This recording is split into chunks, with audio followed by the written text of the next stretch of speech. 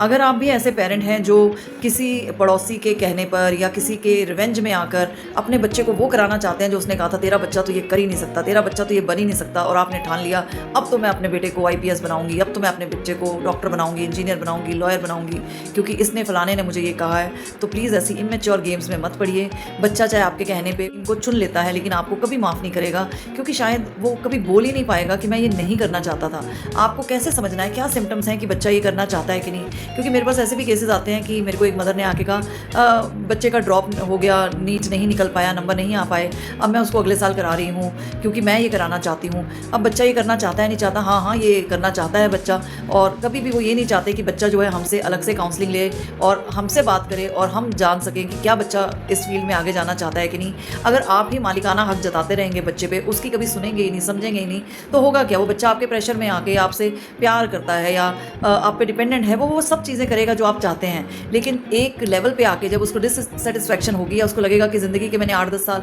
यहाँ गवा दिए, मैं कितना कुछ कर सकता था, मैं गायक बनना चाहता था, मैं थिएटर आर्टिस्ट बनना चाहता था, मैं शेफ़ बनना चाहता था या कुछ भी ऐसा कुछ और क्रिएटिव करना चाहता था, लेकिन मुझे ज़बरदस्ती डाल दिया गया इस लाइन में। तो अभी पीछे ये केस आया था, एक लॉयर थे, उन्होंने he was a young chap और उसने सुसाइड कर रही थी कोर्ट के